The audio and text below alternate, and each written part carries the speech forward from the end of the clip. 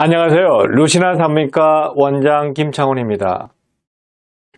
조산, 듣기만 해도 모든 임신부를 불안하게 만드는 질병이죠.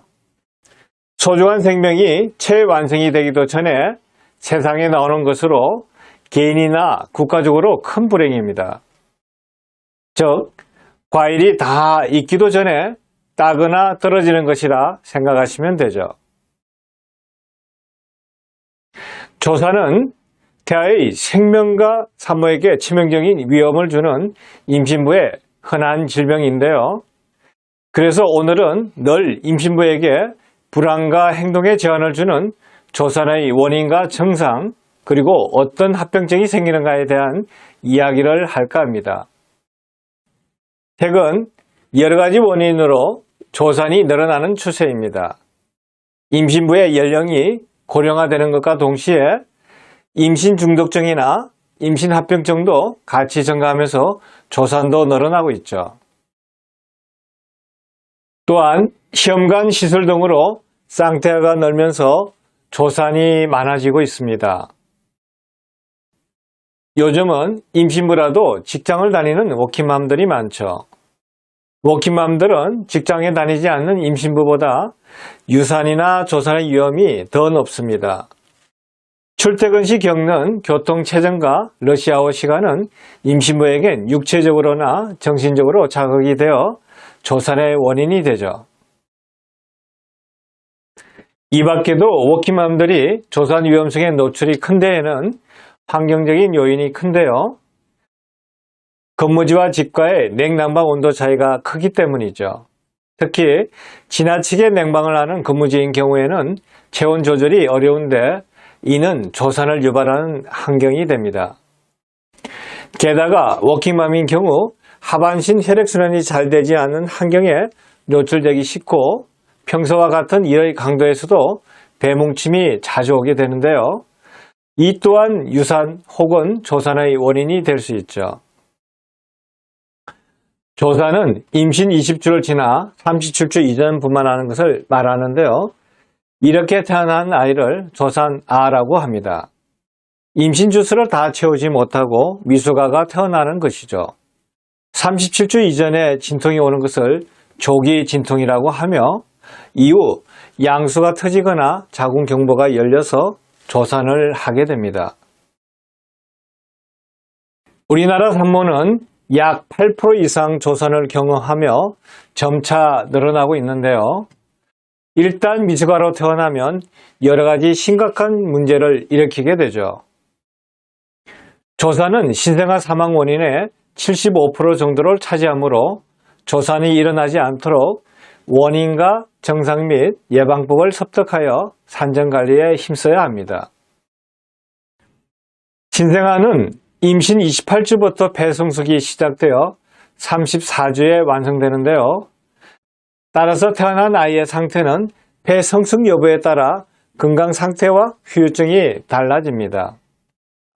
즉, 임신 28주, 30주, 32주, 34주, 그리고 37주를 기준으로 태아 건강 상태의 차이가 있죠. 산모가 임신 중독증이나 전치태반, 출혈로 인해 임신을 종결해야 할 때에도 태아의 건강 상태를 위해 임신 주수와 체중을 고려하여 분만을 결정하게 됩니다. 임신 30주가 되면 몸무게가 평균 1.5kg 정도로 심한 저체중은 벗어나죠. 32주 전에 태어나면 뇌출혈이 일어날 수 있고 34주까지는 폐성숙이 일어나기 때문에 조산을 하더라도 최소한 34주를 넘기는 것이 좋습니다. 이러한 이유 때문에 임신 34주가 지나서 태아가 태어난다면 큰 합병증은 적은 편이죠. 그렇지만 자율신경계와 같은 신경계가 36주까지 발달하므로 좋은 생명을 원한다면 최소 36주 이후에 태어나는 것이 좋습니다. 그럼 산모에게 조산이 발생하는 원인에 대해 알아보겠습니다. 첫째는 자궁에 이상이 있는 경우입니다.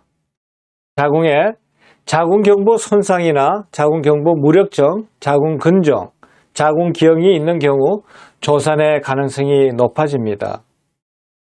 자궁의 기형으로는 긴 경막자궁이나 쌍각자궁이 있는 경우이죠. 특히 자궁경부 무력증이 있는 경우는 조산의 위험성이 매우 높은데요. 자궁경부 무력증이란 태아를 10달 동안 지켜주는 자궁경부가 약해 생기는 질병이죠. 따라서 태아나 태반의 무게를 지탱하지 못하고 자궁경부가 늘씬해지거나 양수가 파수되어 유산이나 조산을 일으키게 됩니다. 이를 예방하기 위해 임신 16주 이후 자궁경관을 묶는 수술을 하면 됩니다. 두 번째는 다태아, 거대아인 경우입니다. 다태아나 거대아를 임신하면 배가 많이 나오면서 양막이 압력을 견디지 못해 조산 위험성이 높아지죠. 세 번째는 양수가다증, 양수가소증 등 양수의 이상이 있는 경우입니다. 양수는 양이 너무 많아도 적어도 둘 다 문제가 되는데요. 양수가 너무 많으면 양막이 압력을 받아 양수 파수가 일어나기 쉬워 조산의 위험성이 있죠. 반대로 양수가 너무 적으면 태아의 신장이나 건강 문제 때문에 태아를 미리 분만시켜야 하거나 조산의 위험성이 높아집니다. 네 번째는 자궁 내 태아 감염이 있는 경우입니다. 산모가 인플루엔자 바이러스나 애완동물의 기생충에 감염되면 자궁경관이나 태반을 통해 양수 파수나 자궁 수축을 일으켜 조산이 될 수 있죠. 따라서 임신 중에 독감에 걸리지 않도록 조심하고 예방접종을 하는 것이 좋습니다. 그리고 애완동물을 멀리하는 것이 바람직하죠. 또한 매독, 풍진, 수두, 거대 바이러스, 헤르페스, 일부 세균 등이 태반이나 태아 감염을 일으켜 조산의 원인이 됩니다. 다섯 번째는 임신부 나이가 35세 이상의 고령 임신입니다. 고령 산모는 자궁이 약하여 조산의 위험성이 높아지죠. 여섯 번째는 임신 중독증이 있는 경우입니다. 임신 중독증이 생기면 조산의 위험성이 커지고 산모의 안전을 위해 인위적으로 조산을 시켜야 할 경우도 생기게 되죠. 따라서 임신 중독증을 예방하기 위해서는 무엇보다도 부종이 생기지 않도록 해야 합니다. 이를 위해서는 저염식과 체중 조절 등 생활 습관을 잘 관리해야 하죠. 일곱 번째는 임신부 만성 질환이 있는 경우입니다. 임신부에게 고혈압성 질환이나 심장병, 당뇨병, 신장병, 폐렴 등의 질환이 있는 경우 태반이 기능을 하지 못해 조산의 위험이 높습니다. 마지막으로 사회적 여건입니다. 가로, 스트레스, 힘든 일, 서 있는 직업을 가진 여성은 조산의 위험이 높을 수 있죠. 또한 태아의 원인으로 조산이 일어날 수 있는데요. 이번에는 태아의 원인에 대해 살펴보겠습니다. 첫 번째는 태아의 위치에 이상이 있는 경우입니다. 태아가 둔이나 횡위로 있는 경우 조산의 위험성이 있습니다. 두 번째는 선천성 기형이 있는 경우입니다. 염색체 이상, 심장기형 등 선천성 기형이 있는 경우 조산의 위험이 높죠. 그리고 태반이나 양막의 원인으로 조산이 일어날 수 있는데요. 양막이나 태반의 원인에 대해 알아보겠습니다. 첫 번째는 양막이 파열된 경우입니다. 양막이 파열된 것을 양막 파수라 하죠. 이는 매우 큰 원인으로 진통이 오면서 양수 파열이 되거나 양수 파열 후 진통이 오기도 합니다. 두 번째는 전치 태반, 태반 조기 박리가 있는 경우입니다. 이 경우는 많은 양의 출혈로 임신부나 태아 모두에게 위험합니다. 세 번째는 태반 감염이 있는 경우입니다. 태반에 감염이 있는 것을 육모 양막염이라 하며 이는 조산이 될 수 있죠. 그럼 조산과 관련하여 생기는 중요한 증상과 징후들에 대해 알아보겠습니다. 첫째, 생리통과 비슷한 복통이 생깁니다. 평소와 다르게 배가 주기적으로 아프고 하복부 통증이나 복통이 오게 되죠. 그리고 규칙적인 수축이 1시간 동안 3번 이상 있을 때는 조산 가능성을 염두에 두어야 합니다. 둘째, 골반 및 하복부 압박감이 옵니다.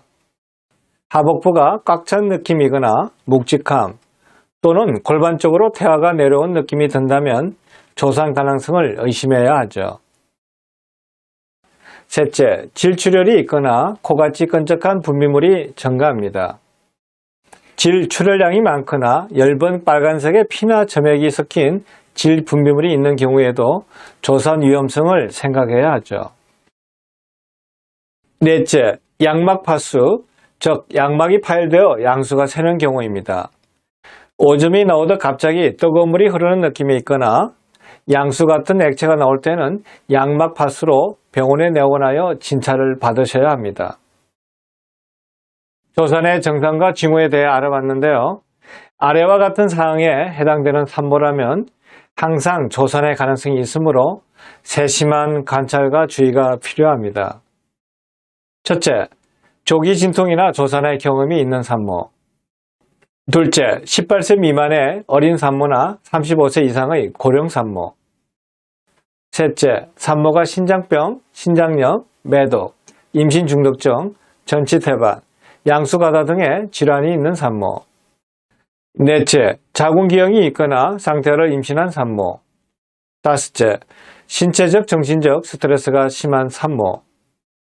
여섯째, 임신 중기에 무증상의 자궁경부 개대, 즉 자궁문이 열리거나 자궁경부의 길이가 짧은 산모.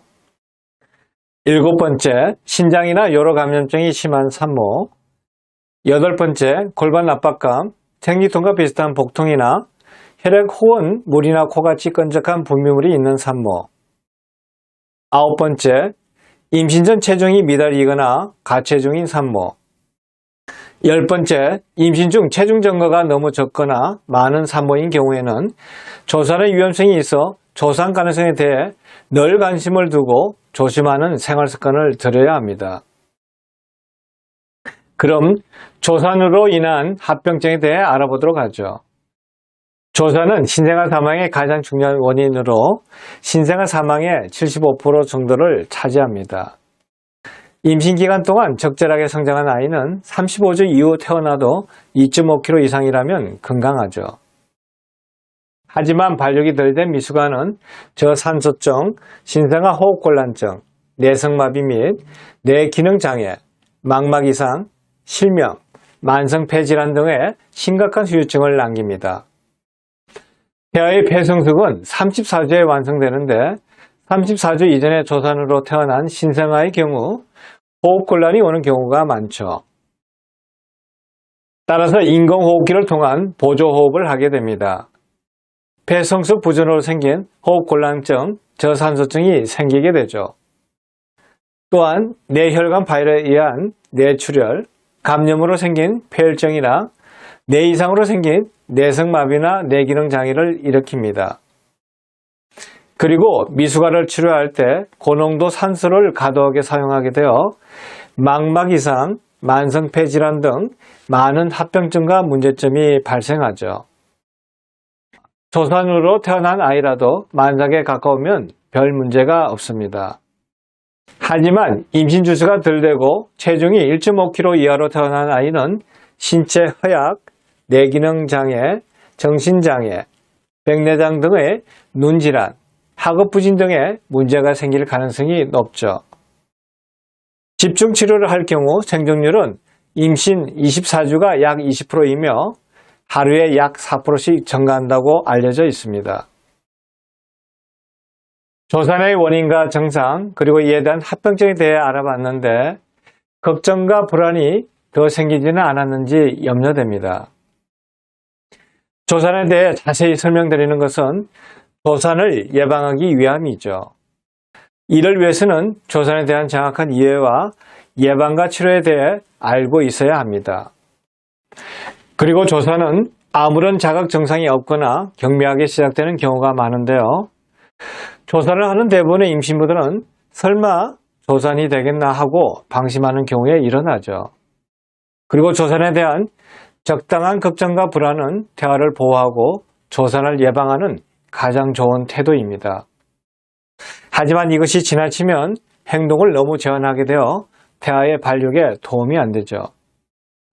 과도한 불안과 걱정은 임신부 본인이나 태아에게 스트레스로 작용하여 오히려 해가 됩니다. 또한 배가 뭉치거나 불편한 증상이 사라지지 않는 원인이 되죠. 임신 주수가 중기일 때 규칙적인 자궁수축이 오게 되는데요. 자궁수축이 한 번 오는 것은 별 문제가 되지 않습니다. 하지만 자궁수축이 두세 번 반복되고 자궁수축의 강도가 세어지면 묻지도 따지지도 말고 임신부들은 쉬어야 하죠. 만약 쉬고 있는데도 배가 아파오면 자궁경부가 얇아지면서 자궁문이 열리거나 양막 파수가 될 수 있어 조심해야 하죠. 이 밖에도 조산의 증상이 있을 때 간혹 병원에 늦게 오게 되어 조산을 예방하기가 힘든 경우가 있는데요. 따라서 조기 진통에 대한 정확한 인지와 조산을 예방하는 생활 습관을 들여야 합니다. 임신부는 평소 몸의 변화와 배뭉침, 가진통과 진진통의 차이점에 대해 알아두고 조산을 예방하는 방법은 미리 알아두어야 하죠. 하지만 본인이 정확히 판단이 되지 않을 때나 또는 조금이라도 조산 증상이 의심된다면 병원에 내원하여 자궁문의 변화를 관찰하여야 합니다. 그럼 임신부 모두 소중한 아이가 조산이 되지 않기를 바라면서 강의를 마치겠습니다. 오늘도 행복하세요.